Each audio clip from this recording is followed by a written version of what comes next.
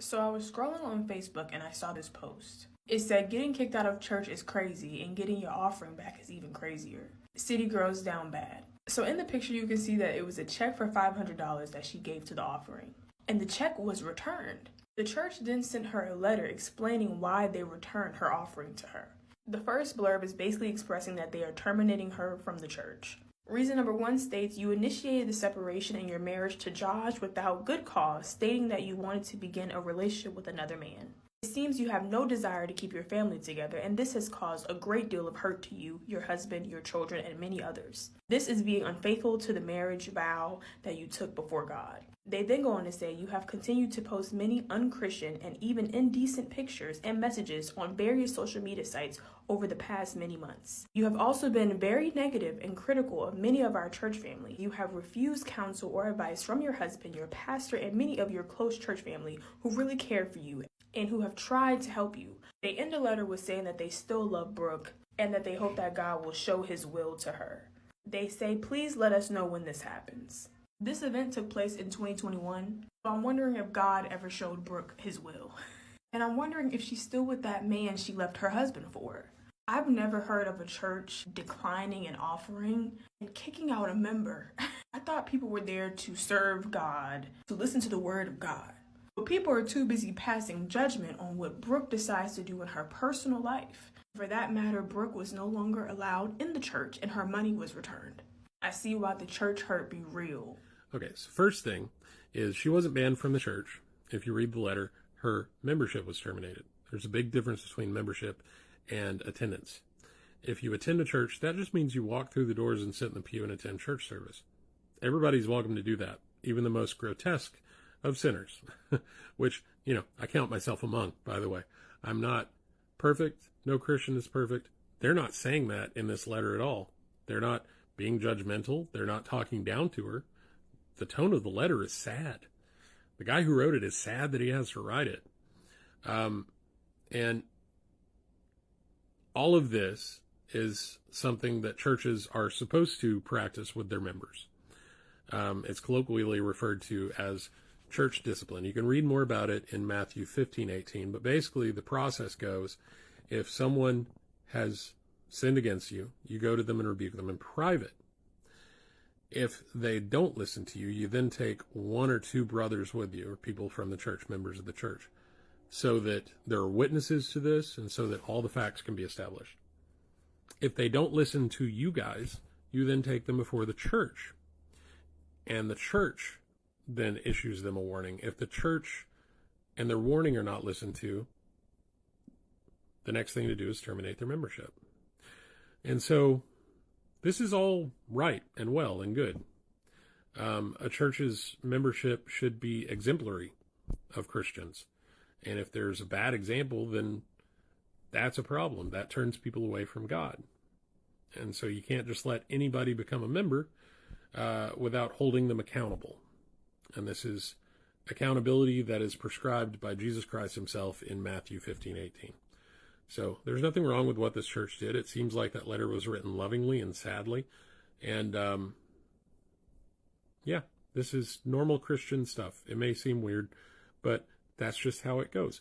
It really isn't practiced that much anymore, like I said, but I think it should be. It makes me sad that we don't hold our brothers accountable anymore. Being kicked out of church is crazy, and getting your offering back is even crazier. City girls down bad. This is the rejection letter that Brooke allegedly received from Islandton Church of God of Prophecy. And they rejected her money that she gave at the last offering. $500 is insane. Dear Brooke, this letter is to inform you that it was unanimously decided at our last business conference that your membership to our local church should be terminated. I will briefly review the reasons for this actions. Number 1, you initiated the separation in your marriage to Josh without good cause, stating that you wanted to begin a relationship with another man. It seems you have no desire to keep your family together, and this has caused a great deal of hurt to you, your husband, your children, and many others. This is being unfaithful to the marriage vow that you took before God. You have continued to post many unchristian things and even indecent pictures and messages on various social media sites over the past many months. You have also been very negative and critical of many of our church family, I believe,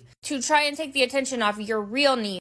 Number 3, you have refused counsel or advice from your husband, your pastor, and many of your close church family who really care for you. If you care for her, why are you kicking her out of the church? And have tried to help you. Brooke, contrary to what you may try to convince us, you are really not in a very good place right now. So she's not in a good place, so you're going to kick her out of God's house? Taking this action is not an easy thing for the church to do. You and your family have been very important to our church, and I know that we still love you very much. We are hoping that God will show you his will. You got to check out this crazy. I'm not going to lie. I think they're standing on business on this one. I saw another creator post this and they were in disagreement, but the context seems to be there. I mean, for starters, it says, Dear Brooke, it has informed you that this has been a unanimous decision. This is in 2022, right? That her membership has been terminated. It states that initially the separation of your marriage was initiated by you without good cause, stating that you want a relationship with another man, and it seems that this person has engaged in another relationship because they're like, I like you and I'm leaving my kids. So she has left her children and her husband, and other people are like, yo, this is not a good thing, right? And also another reason, they say that she started posting a lot of unchristian and indecent pictures and messages on various social media sites over the past months. I've been negative and critical of many of our church members. I believe and try to take attention off of your real needs, which you deny. So, just being pretty negative all around. And the crazy thing is, they try to counter her.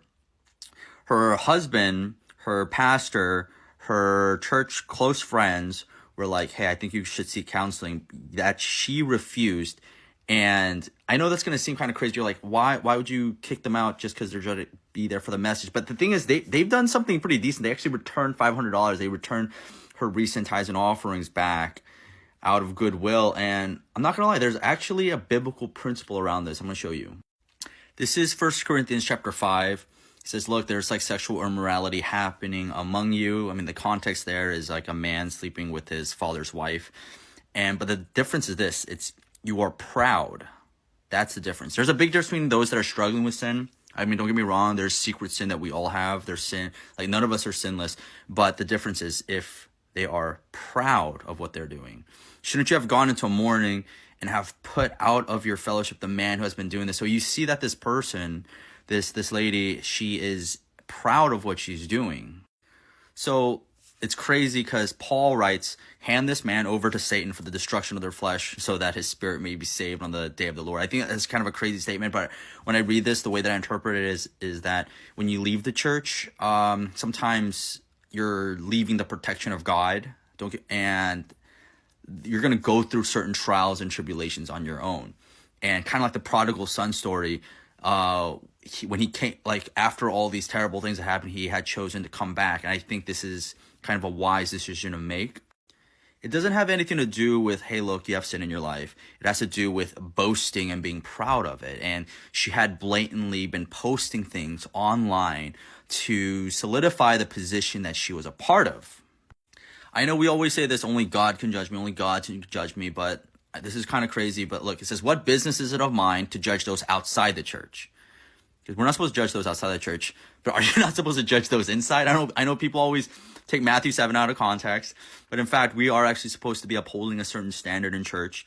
I mean, don't get me wrong. If people are in sin and are struggling with it and we're going through it, yes, it's a transformative change. But if you're intentionally and blatantly divorcing your husband for no reason, you found somebody else that you like, you've abandoned your children, and you continue to go to church and you post negative things about everybody, and you reject all forms of counsel, then are you actually listening to the word of God or just there?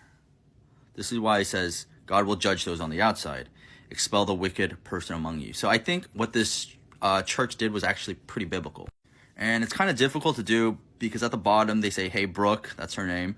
This action was not an easy thing for the church to do. And don't get me wrong, that's such a difficult process.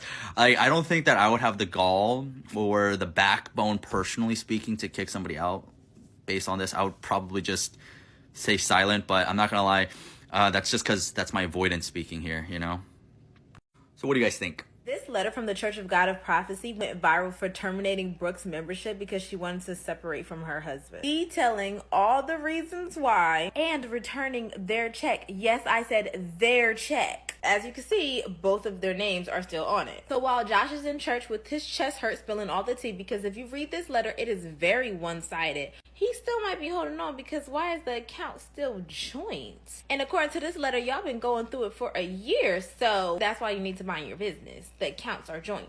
Point 1 says Brooke initiated the separation without good cause, stating that she wanted to be with another man. That's good cause enough. Do y'all want her to get vulgar and tell you that the vitamin D is better with homeboy? Like, what do you want from Miss Mamas? Point 2 is the funniest because why they say she's posting unchristian like messages and pictures on her social media. So I go to find the church and they don't even have a website. Like the larger church Umbrella has a website, but the Islandton Church of God of Prophecy location in South Carolina does not have a website linked to their Google. And there are 8 members in their Facebook group. Y'all busy getting receipts on Brooke via her social media, but you can't build your own engagement on Facebook or build your own website for your location. Then the reviews on Google just from 2 or 3 days ago were relentless. The degenerates gnash their teeth with impotent rage. Like, what is wrong with y'all? They're getting a divorce. It happens. I don't know why they acting like this with Brooke. Like this the first separation divorce this church has ever gone through. They mentioned her kids and everything. Like I would have knocked all that stuff over. Mind you, this letter was written February 2022,